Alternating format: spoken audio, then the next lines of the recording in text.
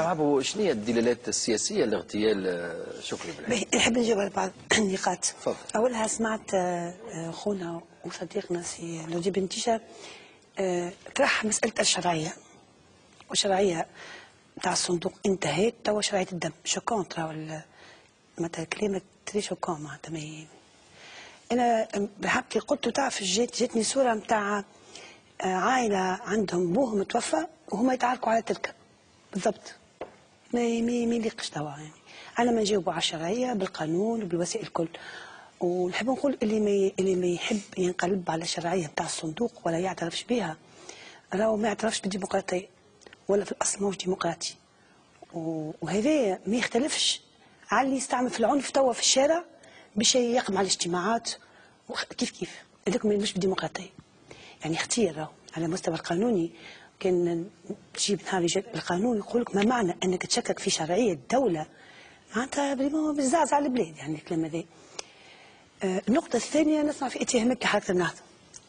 ان حركه النهضه رغم اني نسمى جزء من ضلع من اضلاع الترويكا، لكن ما ثماش فرصه تغلط فيها ما ننقدهاش. ننقد لاني ما نعترفش بالمعارضه هنا. ما نعترفش ثم معارضه وفما حكومه. الفتره هذه فتره استثنائيه بالنسبه لي انا. نجم نكون معارضه وقت ترى الحكومه هذه غلطت، ونجم نكون مع الحكومه ونقول لها يعطيك الصحه وقت تبدا صحيحه. فماش معارضه ومش معارضه. هذا تقسيم هو اللي اصله من اساس خاطئ وغلط. احنا في مرحله بالحق استثنائيه فيها خصوصيه. من بعد كي نمشيو نعملوا الدستور ونعملوا تولي عندنا المسار العادي نتاعنا وقتها حكومه ومعارضه. اذا كان باش ننتقد النهضه ولا باش نشكك علاش ما نوجهش في الاتهام رغم اني ننقدها؟ لاني عندي عقل نخمم به، عندي منطق نفكر به. خاطر اكبر واحد متضرر من الحادثه هذه هي النهضه. اكثر طرف توجع سياسيا هي النهضه. اكثر طرف ضر هي الحكومه. فاذا كان من منطلق المصلحه نوجه اتهاماتي الاحزاب غير النهضه بنفس المنطق، وهذا خطير. خاطر ظهر لي لما شكون عنده مصلحه اكثر بهذا الاغتيال. لكن احنا ما نوصلوش للمنزلق هذا، لازم نبعدوا عليه، نتجنبوه اقصى ما يمكن. ماهيش فتره توا كما قلت تاع توجيه اتهامات. العنف اللي صار قبل حاجه، والعنف اللي صار توهيك الاغتيال هذه حاجه اخرى. العنف اللي صار قبل اللي كنا نتحدثوا فيه وندوا به ونددنا به ومش معقول ويزنا قوس بل كيفاش نفهموا الاسباب نتاعو بالاساس. خاطر مش الحكيم الانسان حكيم ما يجيش يتعامل مع الظاهره في الظاهر، لازم يتعامل مع خفايا الظاهره باش ينجم للمرض يستأصله. اما كان واحد مريض طلعت له سخانه نعطيه دواء سخانه ونقول يا مريض نجري واعطيه سخانه باش هذا الدواء. نرجع موضوع اخر هذا تاع العنف اللي قاعد يصير توا، ولازم نمشيو لاسبابه ونحمل الحكومه جزء فيه. الحكومه هذه نحمل جزء فيه. الاسباب اللي وصلت الناس لبرا تحب تاخذ حقها بيدها مع خصوم سياسيين تاخذ حقها بيدها ولو انه ضده. لكن هذاك نوع اخر، نوع نتاع ناس ما تفهمش معناتها الاختلاف. ما عندهاش الاختلاف المتحضر، عندها الاختلاف الحيواني. انا نقول كحيوانات تاع شكون اقوى، وانت ذي بقعتي وذي ساحتي وذي البارتي نتاعي. هذا الاختلاف تاع الحيوانات، هكا يؤدي الى العنف. اما الاختلاف الحضاري المتحضر تاع الانسان يؤدي للحوار كما احنا قاعدين هكا نتحاور.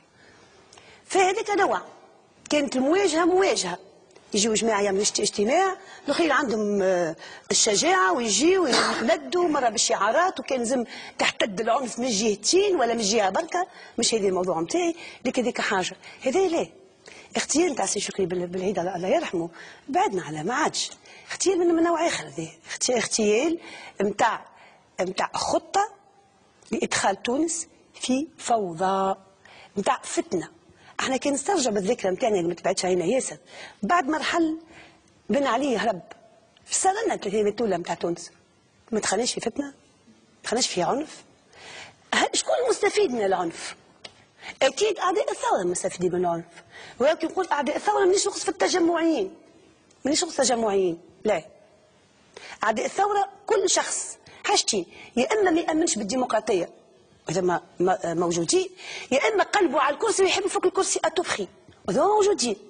فبالنسبة لي أنا اللي عمل الفتنة هذه اليوم، اللي صار اغتيال نتاع شكري بلعيد اليوم، هو شرارة انطلاق مخطط خطير على تونس.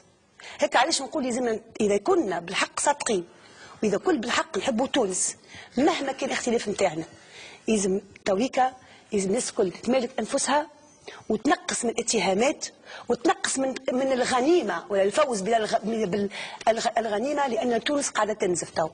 دونك وقفتنا كل يد واحدة صوت واحد. صحيح ثم مشاكل قاعدة تطرح على المستوى السياسي، حكومة عاجزة ولا باش تعجز ولا فاشل ولا فشلوها ولا هي بيدها مش قادرة باش تتحمل مسؤوليتها.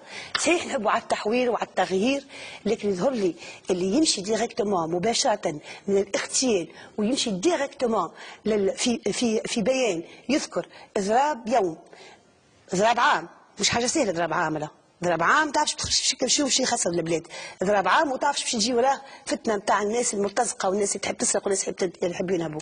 يمشيوا مباشره تعليق عضويه نواب في المجلس التاسيسي، تعليق عضويه نواب في المجلس التاسيسي، وقت اللي احنا توا واعيين بعد اغتيال شكري بلعيد المرحله هذه لازم نكملوا الدستور لو بيتو بوسيبل، مش يلا كملوا الدستور نوقفوا تشريع ونوقفوا كل شيء ونخدموا كان الدستور. وهذا اللي قالوا كنت نفضل هذا به تعليق العضويه.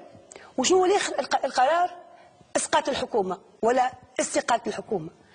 على الاقل كنت نتمنى في البيان هذايا نلقى حاجه تحث على وجوب والزام الكشف عن الفاعل وعن الجاني، على تحميل الحكومه مسؤوليه عدم الكشف عن الجاني. اللهم بالبيان هذا يقصدوا اللي الجاني الحكومه وقت ثاني مسائل اخرى. يعني مش معقول يعني بيان خرج بعد هكا مخاض، بعد ما تلقات تبارك الله مصلي على النبي معناتها احزاب معناتها انا نحترمهم الكل، معناتها ما يخرج حتى كلمه في حق الشخص اللي مات. يعني فقط بالنسبه لي انا ريتو كانه شخص مات وهما هيك باش نجموا نقسموا بالشخص اللي مات. هو هذا كلام هكا حسيت والله تعجب منك مدام عبد، ما نعرفكش مليح، والله نتعجب منك كل الكلام هذا، والله نتعجب منك، انسانه ديمقراطيه حقوقيه تقول الكلام هذا. تو هذا كلام يتقال، ولو نقطه تو هذا كلام يتقال. سيدي اتحملني ما يصيرش، تحملني شوي ما يصيرش. قلت لك نقطه بركه كان سمعتها معاه، وفي الكلام تاعي نحب فقط نوجه شكر لحمد الهمامي، شكر بالحق نتاع انسان بد انه راجل نتاع السياسه وراجل يحب تونس. خاطر اول ساعه سمع بها بالخطاب هذا بالاغتيال هذايا عمل كلمه لانه ينزل الناس ويعقلهم ويقول لهم العنف لا. علاش؟ خاطر يقول قيس سؤال تسال علاش شكري بالعيد؟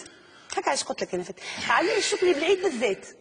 زعما شكري بالعيد واحد وقاعد يهدد في الحكومه ويقلق فيها، برشا يقلقوا في الحكومه، برشا يقلقوا في الحكومه، الاعلاميين السياسيين كل. علاش شكري بالعيد بالذات؟ زعما باش يصفيوا معاه حسابات، مش اسلوب تاع تصفيه حسابات. احنا تعودنا بالمهاجمات المباشره كانوا يصفيوا الحسابات نتاعهم، راهو اسلوب اخر. هذايا شكري بالعيد هو رمز اليسار، رمز الفكر الثوري.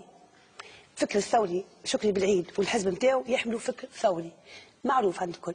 فتصور انت يقع اغتيال بطريقه خسيسه كما هذايا، رمز الفكر الثوري. يعني فكر ثوري وتحط له يعني استفزاز. شو يعمل الفكر الثوري؟ اكيد باش يدخل في العنف. وكاش نشكر في حما اللي ذكي حكيم عرف يتدخل وقت المناسب وفهم الابعاد تاع اغتيال شكري بالعيد. مع كامل احتراماتي ما نحبش نقلل من حجم البيان باهي، لكن قلت حتى ولو نقطه برك تعطيوا بها يعني الصرامه في انه يتم الكشف عن الجاني الحقيقي.